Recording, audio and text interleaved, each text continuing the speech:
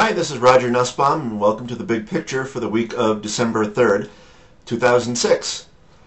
Three things to go over this week.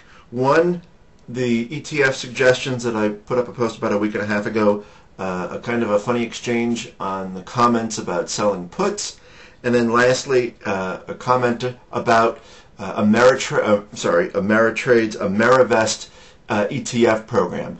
First, with the ETF suggestions, I'm scheduled to meet with, I put a post up on this about a week and a half ago, scheduled to meet with executives from two different ETF providers next Tuesday.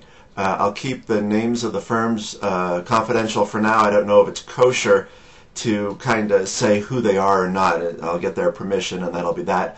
But if you have any ideas for new ETFs that you haven't already posted, please feel free to post a comment anywhere on my blog. It will make its way to me, and I'll publish a list on the blog of everything, maybe Sunday night or Monday or something, so you can see what I've collected. And I also put up a similar request on TheStreet.com looking for suggestions, and maybe we can have some impact through this. It'd be pretty exciting. Next, I had a comment left about selling puts. I'm going to read the entire comment so that I don't get anything wrong here. If you really believe in asset allocation, you won't do a thing. But if you like actions, I suggest you allocate 50% for a leave-it-alone portfolio and use the rest 50% to sell puts and get 3% a month return, parentheses, based on the value of the underlying stocks, not option premiums, close parentheses, on selected stocks. If you are good, you can always find stocks that do not drop before options are expired. Another commenter called this person an idiot. Well, I certainly wouldn't be that harsh on anybody, and it doesn't matter whether this person really does this or not. Actually, I'll tell you that the person who called him an idiot said that the VIX was low, prices are high, yada yada.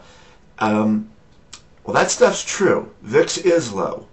Prices are high. VIX being low typically means that options are generally speaking cheap. Prices are high for stocks.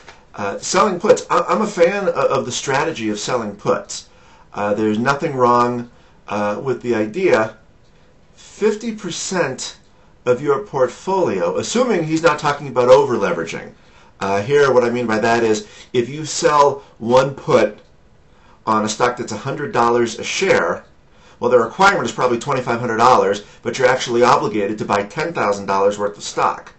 So if you just do the $10,000, you're not over-leveraged, but if you do with $2,500 requirements, if you have $10,000, you could do 4 puts. There, you're way over-leveraged and really taking a big chance. But this, kind of like with what I said the other day about this not being a great time for zero coupon bonds, this isn't a great time for a whole lot of naked put selling in the context of a do-it-yourselfer who is just trying to manage a normal stock portfolio. Someone who trades professionally or does something along the lines of what Adam over at Daily Option Report does. That's a little different. And if you've got a diversified portfolio and you're selling the occasional put here or there, then that's one thing too. There's probably no reason not to do the occasional put here and there. But this 50% thing is just a golden opportunity to make a mistake, not understand the true consequence of what you're doing, and end up buying a whole lot of stock way above market prices. When you're talking about 50% of your portfolio, whether you're over-leveraged or not. I've firsthand seen in my day people blow themselves up doing this, so fair warning. On to Amerivest. Someone left a comment on a post that I put up about Amerivest 2 years ago. So I went and looked and went through the steps and saw the suggestions, and the total number of ETFs available through Amerivest were 23. Yikes. And they were all kind of broad-based type things, like large cap, small cap, value, EFA, a couple of broad emergings, and so forth, all very broad-based. So in the last 2 years, I'm going to guess that maybe something like 250 new ETFs have come to the market since they started Amerivest. And they haven't really changed the program. When I looked at it 2 years ago, it's possible they've added 1 or 2 or 3 ETFs, but about 20 is what they had 2 years ago. So clearly, let's pretend for a second I'm right about 250 ETFs having come to the market in 2 years. Well, clearly the vast majority of them, don't have much utility in this context, or maybe don't offer anything new.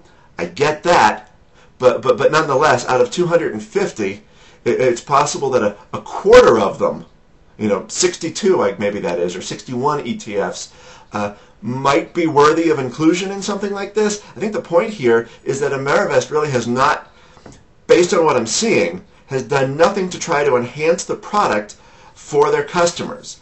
For the life of me, I don't know why anyone would invest in something that, pay money for something that gives you less than 10% of everything that's out there. It seems, it just makes no sense to me. Hopefully I'm as clear on that as I can be. If they are bringing something different to the table, blending together different sectors or asset classes or commodities or yada yada, actually, doing something innovative, I'd probably be whistling a different tune, but, well, they're not. So there you go. Alrighty, I think that's about it. Sorry for the barking. You may have noticed a little dog head popping up. This is our new lemur that we just adopted. She may have popped her head up while I was doing this. I don't know. But either way, have a good weekend.